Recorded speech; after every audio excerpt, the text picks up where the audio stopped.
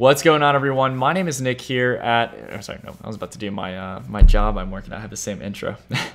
Sorry. What's going on, everyone? My name is Nicholas Merton here at Data Dash, and today we have the privilege yet again to be talking to the lead on the project for Substratum. As you all know, we've been talking about this on the channel for quite some time, and it's one of the few projects in the ICO space I'm actually optimistic about. Justin, glad to have you back here again, and it looks like you're in the office now. Yeah, I'm up in the Ohio offices today. We did a developer AMA session earlier in the main room over there, and so I'm just in one of our conference rooms right now, just hanging out, chatting with you. So, yep, exciting. Awesome. Yeah, no, there's a lot of exciting stuff. I've been trying to keep up with the project as much as I can, and I know a lot of people out in my general community and stuff have been pretty optimistic on the project as well. So basically, if you want to just go through and, seeing as it's always kind of free form, just kind of talk about what's been up with Substratum, talking about the developments. I know you have some supposed testing you're doing as well with the Substratum network, and go ahead and talk a little bit about what's been going on. Yeah, so basically right now we've put out over the last couple of weeks a request for people that want to be part of private focus groups, just small, intimate groups where we're able to spread out all over the world. We're able to connect with people and have them perform a series of tests leading up to our public beta. So currently we're running the Substratum node focus group with just 10 people. Plus I have a small outside group of people that are in China who aren't going to be on paper because of obvious reasons, who are testing with us. And basically, first test, pretty simple. Just make sure we can route traffic through the network, and that you basically will come up and see whatever site you put in inside of a Substratum frame, just to prove that basically it's running through our network. Or if not, we can figure out why not. And so it's important that those are spread out across the world, because this is the part that really ensures that we have a global solution. Yeah, you could always run it in a local area, but at the same time, it doesn't get the scale of the global picture. Right, right. And so it's just so we really picked people who are all over, particularly in hot spots like China and Iran and places like that, where we really, really our target demographic is. So basically, they're performing that first test now, which is just that very simple one. Just takes a few minutes, and then they'll perform production test number 2, which is more in depth. It includes one-click software and shows just basically we'll show the hops and things like that to them, and then that will lead us into our public beta, where we'll do all of the gathering of our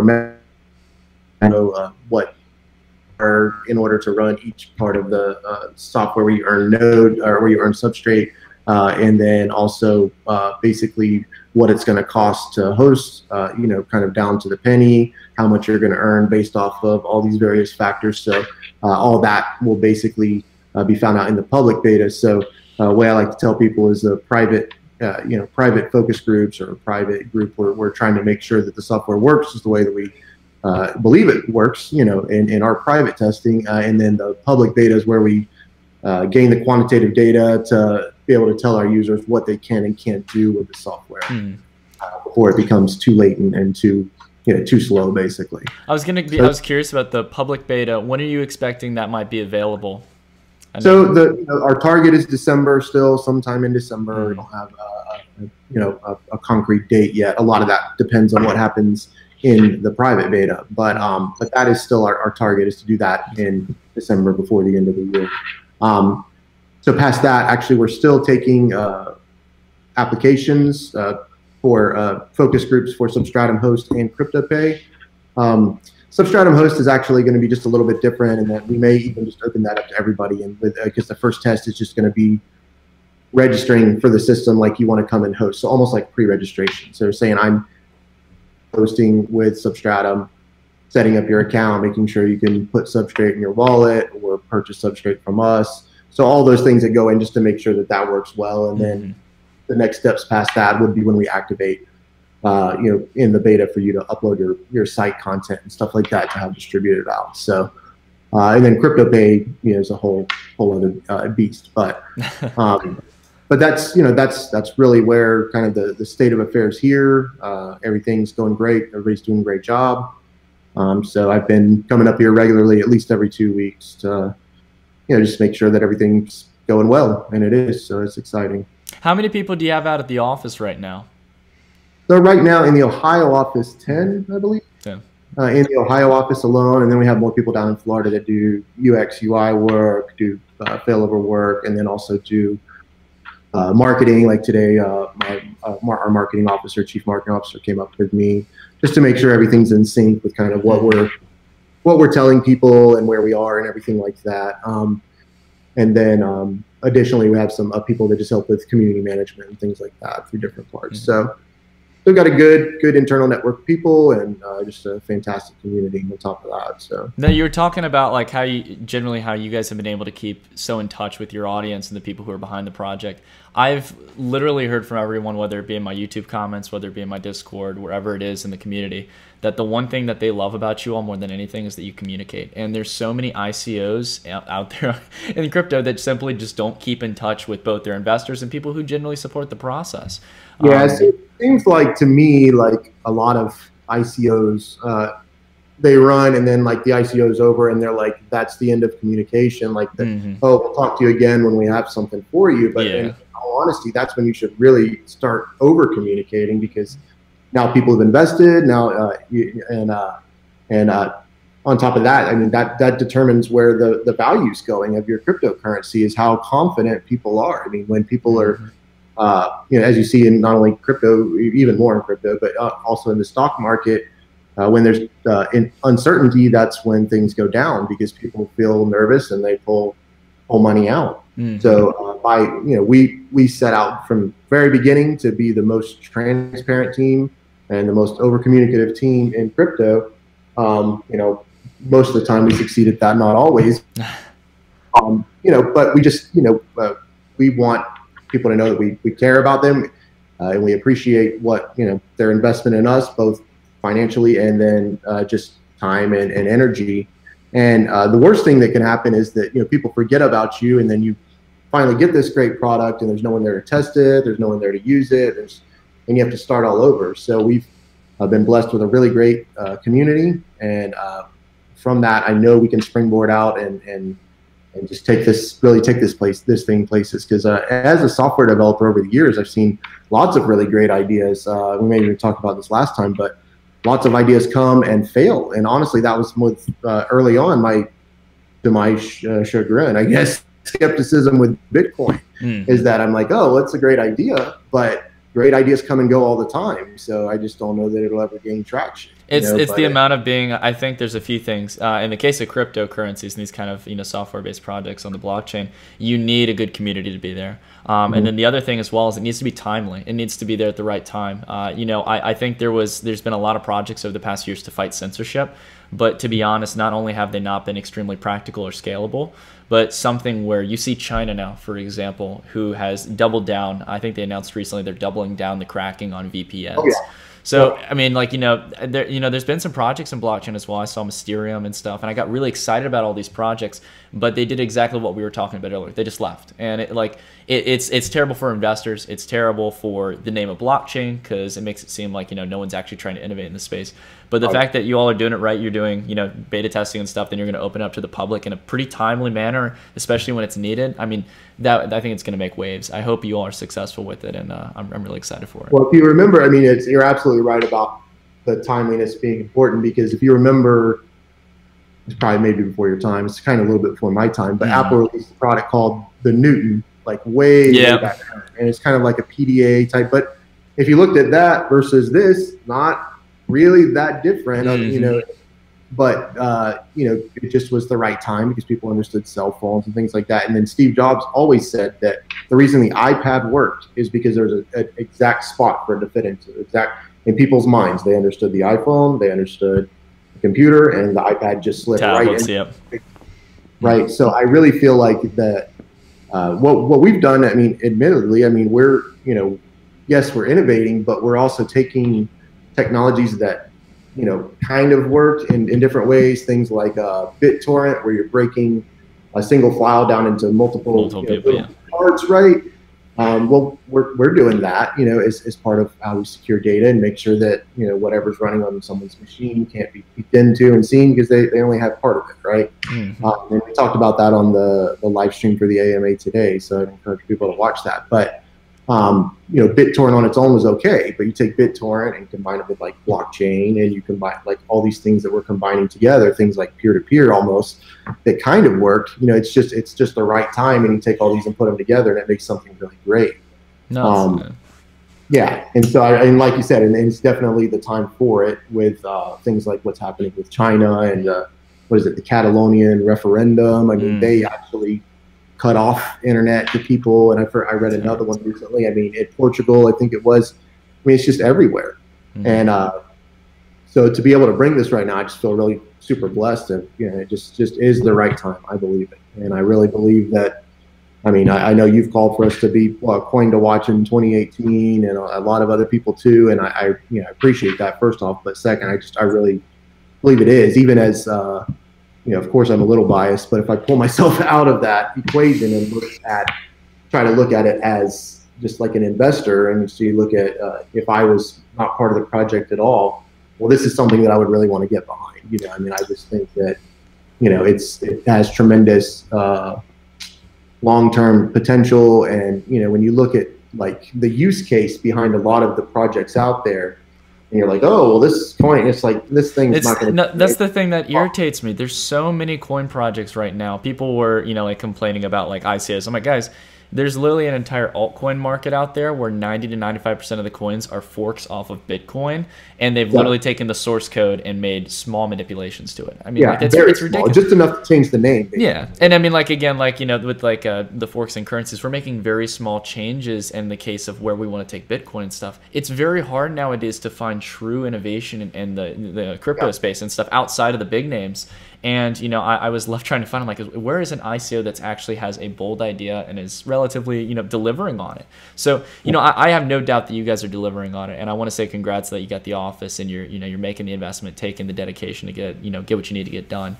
The one thing I got to ask you, and I think this is something every entrepreneur has to ask themselves: is there any way that or anything that you're worried about with Substratum? Is there anything that's getting it as a roadblock or stuff? Like, what keeps you up at night? Is there anything that like you're trying to definitely make sure? Pull out the list. Yeah, exactly. Yeah. So I mean, regulations, of course, is something that's difficult. I mean, from a technology perspective, I feel like we have a great handle on it. I feel like, of course, you'll have to innovate right down the road because. Just like say VPNs 5 years ago or whatever, yeah, they were ahead of the curve for the Great Firewall or whatever, and they could make it through. But now, it's just a matter of time if you don't continually innovate. So that's something we know we'll have to do. That's not a big deal. I think it's more, regulations or things like that. That makes me nervous. Where, someone could come in and say, oh, ICOs, anything raised off an ICO, you have to give back, or some, some ridiculous thing like that, like in China they did, right?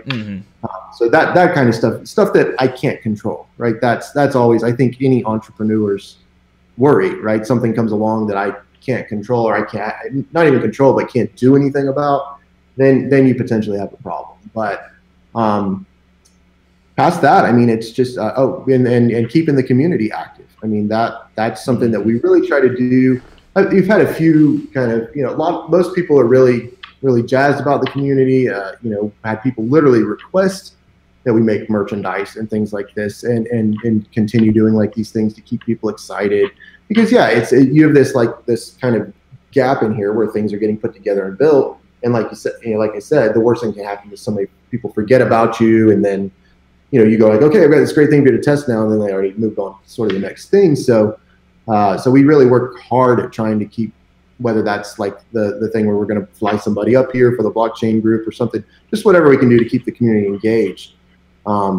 Because that's a worry, right? You build a great product and then there's nobody there to use it. So those are, I guess, kind of some of the main things. But other than that, I mean, standard things. You want to make your timelines, and you want to work hard, and that's what we're doing. And so other than that, I think we're pretty good. But I mean, no, and there's always things that, of course, throw in your head at times. But, I mean, those are probably the top three, maybe, I guess. Yeah. No, honestly, Justin, I think you guys got a good head on your shoulders and stuff. I mean, like, to be honest, at the end of the day, there aren't many projects that keep up with the community, and they don't see that in the blockchain space, there's 99 other things that just came out a week ago, like that you're going to you have to compete for. So, I mean, yeah, it's very hard. And I know you all are taking a very ambitious step in trying to decentralize the web. But again, if you can scale this technology, at the end of the day, if you can prove it works, I think, and if it is built into scale, I mean, this would be huge, and it would happen very quick. Blockchain can move quite fast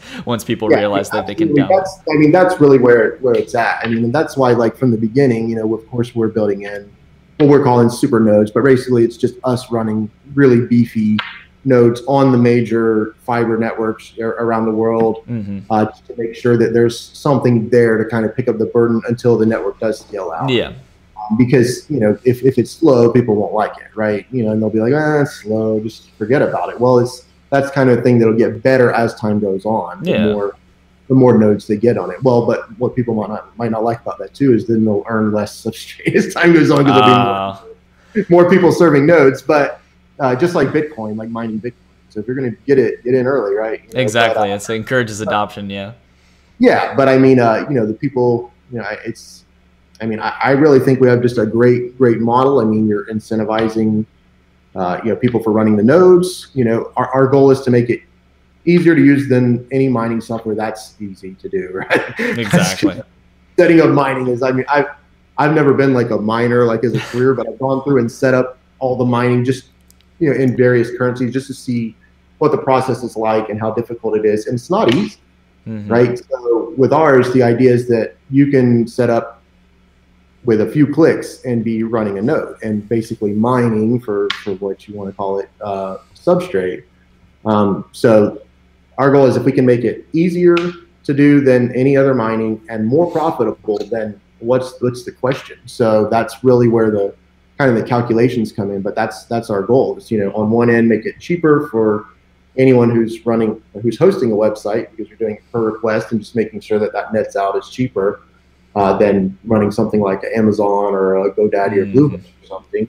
And then on the other side, saying, okay, we want to make it more profitable for the people running the nodes than if they were mining Bitcoin or Ethereum, right? If you do those two things, I think you really have something. You've got a system. There's an absolute incentive to do it. And I did like the fact that you're focused on being user-friendly, because if you want to do this whole decentralized approach and stuff, you will never be able to get there with like a Qt wallet and stuff like that. Every other, I mean, I was talking about that when I saw your video you all released for the user interface for the actual like application.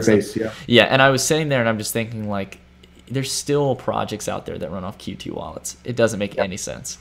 Yeah. So, I mean, we've really tried to take that approach and that focus, that all the things that you would do in the quote real world, of software development, and bringing that over to blockchain. Because for some reason, I don't know, people feel like when they come to blockchain, it can all be, because the user base currently, right, is very tech savvy. Exactly. They feel like, well, we can just make it command line and all this and that. But if the goal is mainstream adoption, long-term goal, then you can't do that. I mean, it needs to be beautiful, and it needs to be easy to use, and all these things that people buy, iPhones and whatever else for. If I had to, every time I wanted to open up my mail on my iPhone, I had to type in a command line command. I mean, no one would use it. I mean, most people wouldn't anyway. So no, seriously. I mean, that's my biggest fear, is the barrier to adoption for 95% of the people in the world. Not just technologically and having the equipment for it, but really making sure you can make it mainstream and simple. So that's why I was, for example, I was really optimistic on Vertcoin, because they had the one-click miner and stuff, and I'm like, that encourages people to get into the mining space. It's it's a decentralized approach and stuff. And again, I think that's awesome to have easy user interface, and not to mention, not just easy, it was clean. I mean, man, I was impressed by it. Trust me, coming from looking at traditional crypto wallets, that was something impressive. Yeah. And I mean, even on that same note of mainstream adoption, I mean, people, we answered this in the AMA, but people ask, well, why the 2 digits after the decimal place sort of with your cryptocurrency? Because most go 8 or 16, and I've seen even further maybe on some.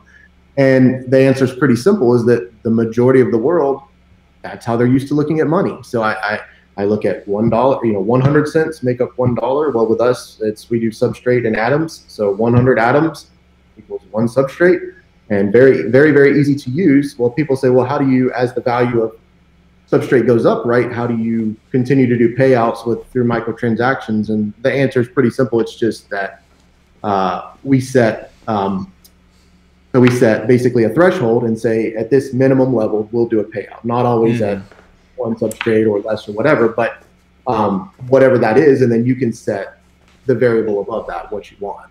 So it's pretty simple, and the idea behind that is just that people like my mother or whoever who are not technologically savvy can still understand it, because if we want it to be adopted mainstream, that's another barrier, is exactly understanding the cryptocurrency, and most people don't. So that's the reason we did that, and that's so we really tried to gear everything towards that mainstream adoption of just not how do we just get the however many million people are doing crypto now, but how do I get the billions of people in the world use this product. It's a small thing, but I honestly think those are the small things that scare people. Like from just, like you said, general mainstream adoption. I mean, I know Electronium did that as well.